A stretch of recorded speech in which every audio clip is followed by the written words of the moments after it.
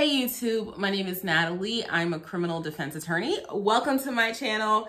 And let's just pretend like I didn't say it was going to be interrogation week and then just like took a whole week off from not filming any YouTube. Let's just pretend like that didn't happen. Sorry about that. As you guys know, I'm a practicing attorney, and that entails me actually having to be an attorney during the day, right? And that's not just during the day. I have to prep for my trials. I have to talk to my clients, and I'm actually doing some mentorship, so helping other attorneys who are more newer to the practice, and which is my honor to be able to do that. And so that takes up a lot of my time, and just, I had to prioritize things. I also went out of town this last weekend with my husband to visit some family. It was great. And now I'm back and I'm so excited to film this video for you guys. So in our last interrogation video, we talked about, and basically what I'm trying to tell you guys is do not speak to the police without an attorney present. Do not. But we talked about somebody that was innocent, right? And I wanted to start with a video of someone that was innocent because I think it's a lot easier to receive that message when the person that is being interrogated is clearly being wrongfully interrogated. Now we're going to deal with someone that is clearly guilty, but the facts of her case specify the complexity of why speaking to the police is in no one's benefit if they do not have an attorney present, even when that person is a police officer. We are going to be delving into the case of Stephanie Lazarus. Between the years of 1978 and 1982, a young man by the name of John Rutan attended University of California, Los Angeles, where he met a young woman by the name of Stephanie Lazarus. He was majoring in mechanical engineering, and she was majoring in political science. Now, Stephanie Lazarus was a very attractive, very athletic young lady who was really into John Rutan. I mean, she really liked him. She was really attracted to him. She wrote about him in her diary, how much she liked him and she wanted to be with him. But John Rutan never saw Stephanie that way. They did have a romantic relationship. They did sleep together, but he did not see her as a girlfriend. He only saw her as kind of a friend with benefits. So there was definitely an unequal balance there in the emotions that they had for one another. Now, this unequal balance kind of played out in some strange ways. So there are reports that Stephanie Lazarus actually took pictures of John Rutan, like unbeknownst to him, when he was undressed and sleeping at night, that she also would put on his clothes without him knowing it. So it seemed like, for lack of a better term, she was obsessed with him. After they graduated, Mr. Rutan began dating a young woman by the name of Sherry Rasmussen. Now, Miss Rasmussen was also an attractive young lady who had graduated from Loma Linda University and was becoming a critical care nurse. After Stephanie Lazarus's graduation from UCLA, she joined the police academy and would later go on to become a police officer. Even though John Rutan had other girlfriends and had started to date Sherry Rasmussen quite seriously, Stephanie Lazarus was still really into John. And in fact, she threw him a surprise birthday party for his 25th birthday. So when Stephanie found out that John was taking his relationship with Sherry very seriously, she became very upset and actually corresponded with John's mother about how she wanted to pursue her relationship with John, and she didn't understand his desire not to be with her. Like, she just couldn't understand it. She wanted to be with John. John would go on to propose to Sherry Rasmussen in 1985. And when Stephanie Lazarus found out, she was devastated. Again, she wrote about it in her journal about how upset she was that he was moving on with someone else. She actually called him crying and upset after finding out that he was engaged to Sherry, asking him to come over to her place. Now, this is already after John had proposed to Sherry Rasmussen. And John came over to Stephanie's place to console her. And, you know, he consoled her in between the sheets, if you know what I mean. And he said that he did that in order to give her closure. John went back home thinking that it was all over, but you know how it actually is. You can't do that with somebody that's a little bit touched in the head. You know, like they'll take it and run with it. So Stephanie took that and ran with it, and she went and confronted Sherry at her job at the hospital, letting her know, you know, if that's your boyfriend, he wasn't last night. If that's your boyfriend, he wasn't last night. Basically, like, I know that you guys are engaged, but he's still messing with me, and I think you should know, and I'm coming to you as a woman. That type of thing. You know, Barbara, this is Shirley, that type of thing. So Sherry goes home. She's very upset, and she tells John, like, look, I found out that she slept with her. What's going on? Is this relationship still going on? Sherry and John reconcile. He assures her that there's nothing further happening with Stephanie Lazarus, that that's completely over with, that he doesn't want to be with her anymore, and that he only wants to be with Sherry. However, despite these assurances, Stephanie wasn't giving up without a fight. She actually would come over, I think on 2 occasions, to John and Stephanie's house after they moved in together. She came over to their house, like, dressed sexy with a pair of skis that she wanted John to wax for her. And then she would come back and pick it up in her uniform, you know, armed in her police uniform and everything.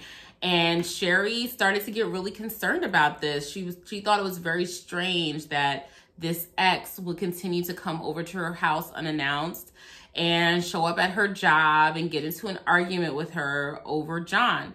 So she actually started telling her family members, like her father, that she was really worried about this lady, Stephanie Lazarus, and that she felt as though Stephanie was stalking her. So like she felt she was actually following her around. But John basically assured Sherry that he really did not want to be with Stephanie. He didn't want anything else to do with her, and that he wanted to move forward in his relationship with Sherry. Now, there is a report made by Sherry Rasmussen's father, Niels Rasmussen, that Stephanie Lazarus told Sherry that if she can't have John, no one else can. But I don't know if that's true or not, but that's just what allegedly Sherry told her father, Niels. So John Rutan and Sherry Rasmussen would go on to get married in November of 1985. They lived a cute little lifestyle. You know, he was working in his engineering job with a big company. She was working at the hospital. They had a home together. John had bought Sherry a BMW as an engagement gift. And Sherry was moving up in her profession. She was giving speeches and talks to new nurses. She had been pursuing her career since she was 16 years old. Apparently, she was very good at it and really, you know, advanced for someone that was of such a young age. And Stephanie Lazarus was living her life as a police officer. So she's a police officer. She was still, I think, trying to make contact with John, but John wasn't having it. He was completely into Sherry. On February 24th of 1986, all of that would change when Sherry Rasmussen was discovered in her home at 6 p.m. by her husband, deceased. It appears that that morning she had called in sick from work. She was supposed to give a talk, and I don't think she wanted to give the talk, so she faked calling in sick. You know, a lot of people do that. So she faked calling in sick that day. And a neighbor reported seeing the garage door open, but there was no car inside the garage. And also a cleaning lady next door would later tell police that she heard 2 people arguing and then heard a loud noise, but nobody had reported hearing any gunshots or anything that would have concerned people enough to call the police. I think the maid thought that she was hearing maybe an argument between husband and wife and didn't want to get the police involved. But later on at 6 p.m. that night, Sherry's husband, John, would discover her deceased in the home. The police were called, and when they arrived on scene, and remember now, this is 1986, but they collected some evidence. Some of the evidence that they collected, including included fingernail clippings as well as swabs of an apparent bite mark on the inside of Sherry's arm. Police concluded at that time that it must have been a burglary gone wrong. There was electronic equipment that was stacked by the garage door that looked as though the burglars had been interrupted in escaping with the stolen items, put down the stolen items, and then begun a physical altercation with Sherry. Sherry had suffered 3 gunshot wounds to the chest and died as a result of those injuries. There was other things on the scene that called into question whether or not it was a burglary. For example, there were no signs of forced entry to the door. In addition, there were many valuables left behind, including a box of jewelry that was on top of a television in Sherry and John's room. But the things that were taken was the BMW that was gifted to Sherry that was later on found abandoned. And it seems as though a drawer of valuables was pulled out in the upstairs dresser and dumped over onto the floor like they were searching for valuables. So the police really thought, oh, there must have been some type of burglary gone wrong, and then she was killed as a result of it. There was also a quilt found on scene with several bullet holes in it. Police thought that that quilt that was found on scene was used to muffle the noise of the gunshots. The police thought that a .38 caliber weapon was used in the murder, and that gun was actually never recovered. Police officers in Los Angeles at the time were required to carry a .38, even if it was their personal type of gun. So they had to have their own service weapon, which was a .38. And then if they had a personal gun, they had to register it with the police department, and that gun was required to be a .38 as well. Later on, some days later, there was also more burglaries committed in the neighborhood. And so that even strengthened the police's belief that this all happened as the result of a burglary gone wrong. So, you know, a lot of the research that I did on this case will say things like, the case went cold because, you know, the crack epidemic hit and the crime rate in Los Angeles was horrible in the 80s. And yes, the police had a lot to focus on. But in my opinion, I think that the police received a lot of information that there was definitely something awry here, especially where it comes to one of their own officers. But they basically ignored that because I think that they didn't look into their own police officers like they should have. That's just how I see it, because they did have some clues that there could have been a police officer involved in this case. For example, Niels Rasmussen, Sherry's father, continuously informed the police that Sherry was concerned about a woman that was a police officer who had been stalking her, who was John's ex. Like, he told the police this over and over again. The police just basically ignored him. In addition, John, even though he moved away, he actually called the police and checked in with them and was like, are you guys sure that Stephanie Lazarus didn't have anything to do with Sherry's death? And they told him, yes, they were sure. They didn't think that Stephanie had anything to do with Sherry's death, that they thought that it was a burglary gone wrong. And after he got that assurance from the Los Angeles Police Department, John actually had another sexual encounter with Stephanie Lazarus, which is really concerning to me, because even though just the fact that you even had an inkling in your mind, like, are you sure that she didn't have anything to do with it? I would never mess with that person. Even if I even have to worry that, I would never mess with that person. But that's neither here nor there. That's neither here nor there, because it's crazy to kill somebody, and that part is not his fault. But I feel like he was playing with Stephanie's emotions. But that's a whole separate video, okay? So anyway, he did ask that. So they had some indication that, you know, there could have been some involvement from Stephanie Lazarus, a Los Angeles police officer. Now, while all of this is going on, like I said, this case went cold, like absolutely cold in the 80s, in the 90s, and all out the early 2000s. Stephanie Lazarus was working her way up the rung of success within the Los Angeles Police Department. She became a trainer for other police officers. She ended up making detective. She got a really cushy job doing detective work for the basically like art theft division, like, you know, like non-violent crimes division. She was doing art theft. She helped to recover this very valuable stolen statue, and she had made the news about that. She had gotten married and adopted a daughter, and her husband also worked in the same division as her, worked as a detective, and she had an exemplary record. There was nothing in her record that would make one think that, you know, she would be prone to any type of violence or anything like that. And if we're gonna be totally honest here, it looks to me like Stephanie got comfortable, because basically she had gotten away with murder. You know, it was 1986 that the murder had occurred. And now fast forward all the way till 2009, and no one has asked her a thing about it. Well, in 2009, some things had actually changed, and that thing is DNA. So let's back up a little bit from 2009, because that's when Stephanie was actually arrested. And the interrogation took place that I'm going to talk about with you guys right now. So in the late 90s, the LAPD had developed a task force to go back and test physical evidence for the presence of DNA. Because remember, DNA testing didn't become widely available until like the early 90s, right? And the DNA technology kept improving and improving. And by the late 90s, they put this task force together. The death of Sherry Rasmussen was chosen as one of the cold cases to go through and look for physical evidence in. Now, some of the physical evidence in Sherry Rasmussen's case had been lost over a certain period of time. However, one of the things that was remaining was this bite mark, which was kept in a refrigerator since the 80s, the swabs and the sample from the bite mark.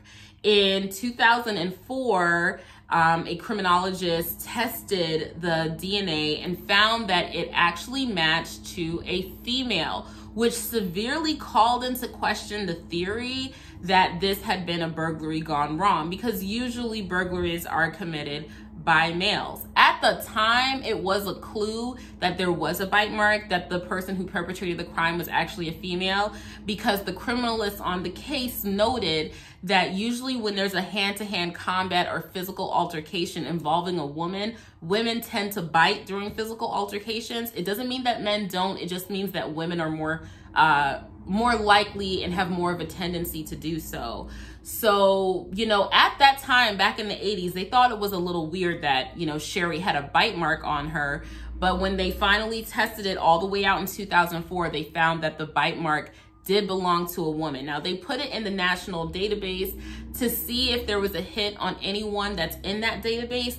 The database usually consists of people that have been charged with or convicted of criminal offenses, so it wouldn't have police officers in it for the most part, unless those people had also been charged with or convicted of offenses. But we have to remember that Stephanie Lazarus had an exemplary record and had never committed a criminal offense as far as the law knew, so she wasn't in that database. And so it didn't match on anyone. Fast forward to 2009, this task force gets together and they're looking at the Sherry Rasmussen case all over again. So they start investigating the Sherry Rasmussen case once again, knowing now that the bite mark belonged to a woman.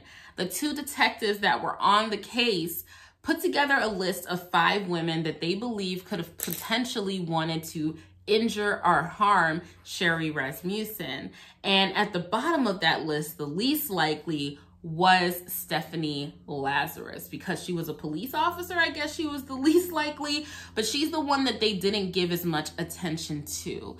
Now, quickly, the first 3 women were knocked off the list, and the 4th woman, who looked like she could be the most involved, they surreptitiously obtained her DNA, which means that she probably drank something or touched something and discarded it. They got the item and they tested it against the DNA on the bite mark, and it did not come back as matching to that 3rd woman, or that 4th woman, I guess it would be, to the 4th woman.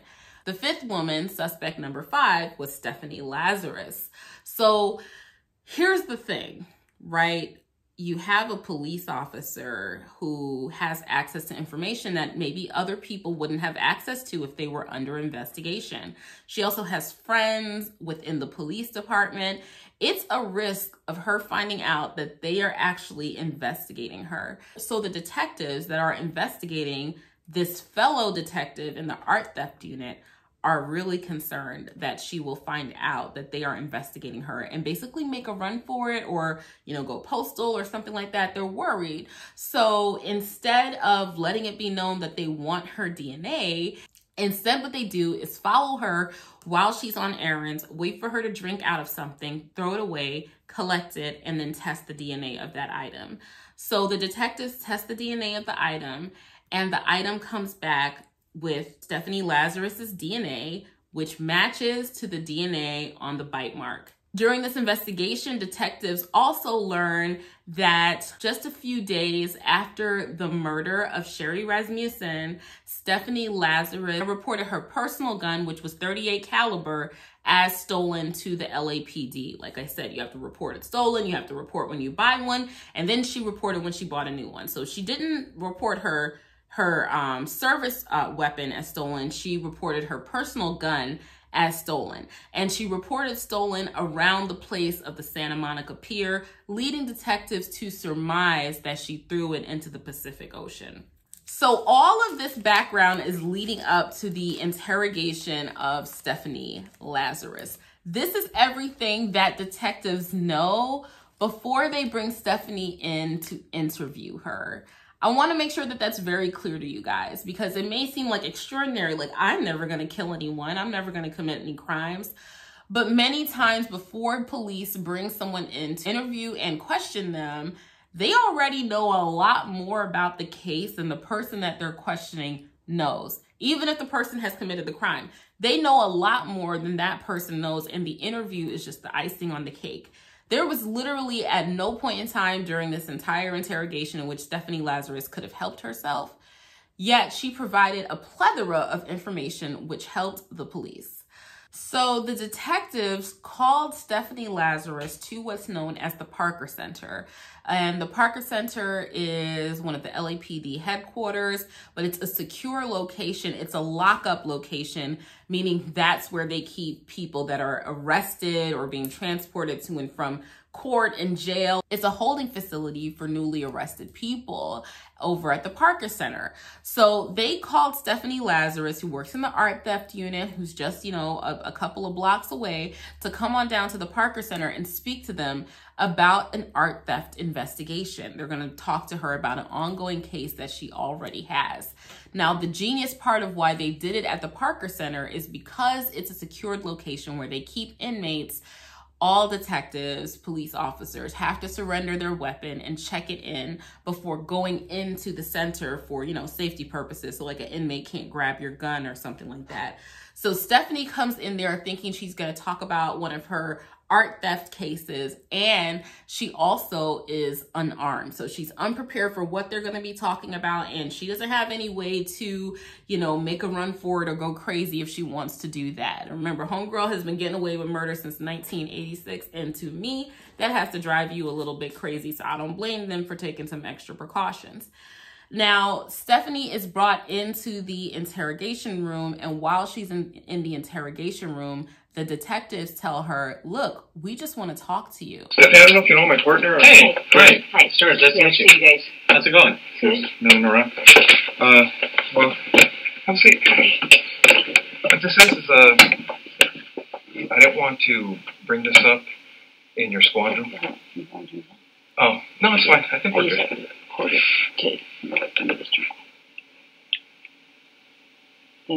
You're going to bring somebody in, right? Yeah, well, explain the whole thing to them. I don't want to talk about this in the squad room because I don't know who people are listening. And if we go to my side, everybody's always wondering what everybody else is doing. No problem. Okay. But like we're talking about being busy and stuff, we've been assigned a case that we've been looking at. Okay. It's a new case, and reviewing the case, there's some notes to see that as far as your name being mentioned. Okay. Do you know John Rutten? John Rutten? Rutten. Oh, yeah, I went to school with him. You did? Yeah. How long did you know him? Gosh, I went to school in, let's see, went to UCLA 19... Now, remember when I told you guys that in order for the police to interrogate someone, While they have them in custody, they have to tell them about their Miranda rights. Custody plus interrogation equals Miranda. This is one of those exceptions where basically they do not, because Stephanie came in there voluntarily. Even though the detectives lied about why she was coming there, they really wanted to interrogate her about the murder of Sherry Rasmussen. They are allowed to lie. That's something I talked to you guys about in the last video. The detectives are allowed to lie to subjects in order to get them to come in and speak to them. So people may think, oh, I don't need a lawyer because they said this is just voluntary. I'm just going to be talking to them about some random thing. They can lie about why you're there and it's completely fine. So she went there under their false pretenses. During the conversation, the detectives start to interweave in questions about Sherry Rasmussen. You know, I don't know what to tell you on that. I mean, when you heard about John's wife being killed, I mean, what was your reaction? I mean, you thought you heard about it, what, through a friend or in a bulletin or Either something? a friend or a bulletin. I called the family. I called maybe some of his friends that I knew, and I mean, obviously, it shocked you if I heard it at work, you know, which I may have. I faintly remember a bulletin going around. Over time, throughout the interview, she begins to meander about, you know, oh, this was so long ago. She associates all these different things that have nothing to do with what they're talking about. But while she pretends as though she doesn't remember a lot of things, she confirms certain information for the police in her conversation while she's trying to cover for herself. Yeah, I mean, And you were saying that it's 2009 now. Had you ever met his wife? I may have. Do you remember her name or anything, or?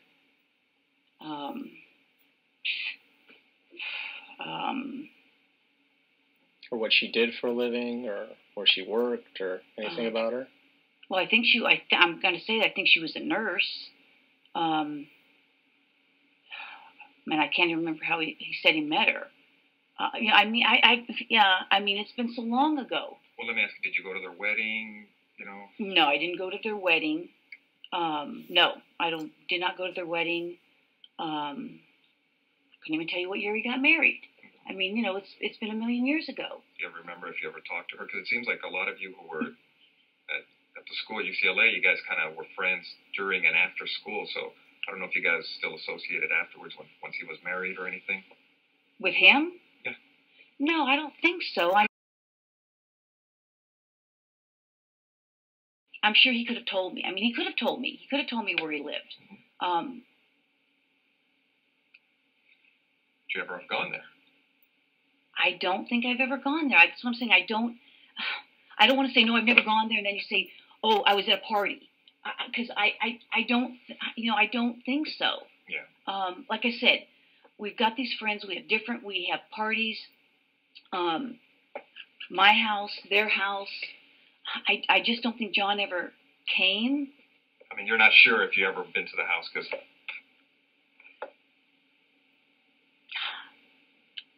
But it's safe to say that would have been the only time, like for something social.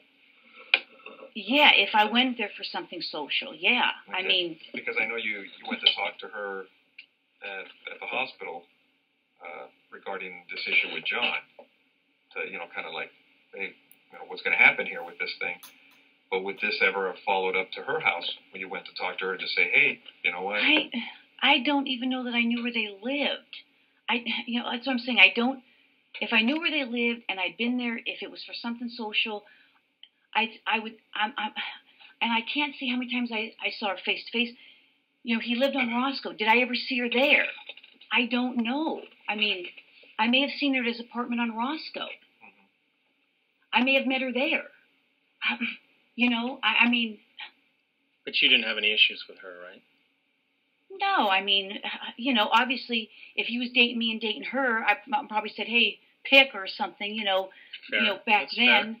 Fair. I can't say that we ever screamed or, you know, I mean, he was a pretty mellow guy. You know, I think I was pretty mellow. I don't think we had some big, huge blow up to say. I mean, would you remember if she snapped on you and just like, hey man, it's my man, you leave him alone, blah blah blah, that kind of stuff? And would you remember an incident like that? I mean, because that would be like, what? Well, and maybe that happened. I mean,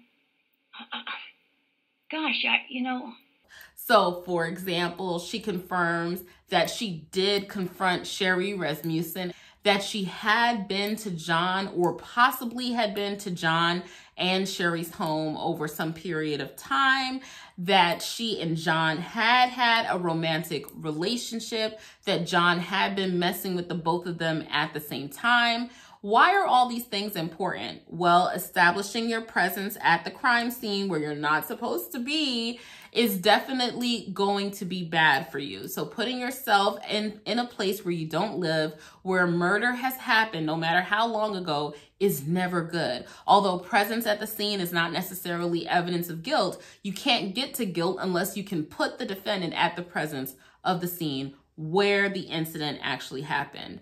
Also, confirming the contentious relationship that she had with John definitely shows that she had a motive to want to kill Sherry. And then it seems like pretending like she didn't know things, when over time she would start to admit that she did know things, showed a tendency for her not to want to tell the truth. Let me get back to as far as when you said that John was calling you to see you, and during that time you felt that he was either seeing her, was he engaged or married? Did you know? Couldn't say. I don't remember. I don't know. Let's see, my husband. She tried to make it seem as though the conversation was not contentious, but why else would you go over to that lady's job unless you wanted to get into something with her? That wasn't very believable. She denied knowing where John and Sherry lived after John and Sherry got married. However, she did go on to say that she may have stopped over to their house. And now remember, she don't have no reason to be at their house because they're a married couple, but she said that she may have stopped over there. And then she also denied that anything was a fight between her and Sherry, but she also said something along the lines of, just because Sherry and I had a fight doesn't mean that I killed her. And now it sounds like you're trying to, I've been doing this a long time. Yeah, we know. Okay. And now it almost sounds like you're trying to pin something on me. No, now I got that sense. Well, what it gets to on these cases, and you know it as well as I do, our job is to identify and eliminate suspects. I can't believe this. So if we ask you to the point to give us a DNA sample, a buccal swab, so we can identify or eliminate you, would you be willing to do that? Maybe. So this is another very effective interrogation tactic because they already have a DNA sample from her and have confirmed that the bite mark on Sherry's arm came from Stephanie Lazarus. Because I know this. Well, that's where we're at too. I mean, because right now, from looking at the evidence, it's possible we may have some DNA at the location. That's great. And we're going to do what we can to try to put this thing together. And your name's in the book. These people are pointing at you for whatever reason. I don't know why. That's just crazy. I mean, that's absolutely crazy. And it would be irresponsible on our part not to look at it. I know. You guys have to do your job, and I guess I'm going to have to contact somebody. So that's fair. I mean, because I know how this stuff works. Sure. I mean, I just can't believe it. We understand that. I mean, if we were in your position, I mean, we would feel the same way. I just can't even believe it. I mean, it's just, I'm shocked. I'm really shocked that somebody would be saying that I did this. I mean, we had a fight, and so I went and killed her. I mean, come on. But the entire time that she's there, because she voluntarily came in of her own accord, the detectives can continue to question her until such time as she asks for an attorney. And she does eventually ask for an attorney at some point at the very end of the interview. It's an hour-long interview. I'll put the link to it down below. Stephanie says, you know what? I think you guys are treating me like a suspect, and I need to ask for an attorney. She asks for an attorney. The interview ends, and the detectives arrest her. This is insane.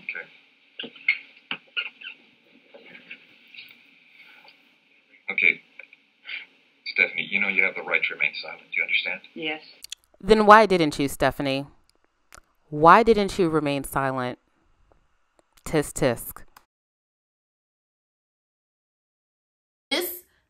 statement was so harmful to Stephanie. It established the fact that yes, there was this ongoing feud between Stephanie and Sherry, that she wanted to be with John, that she may have gone to their place of residence when she had no business being there, especially like, you know, to drop off the skis and all this other weird stuff she was doing, right?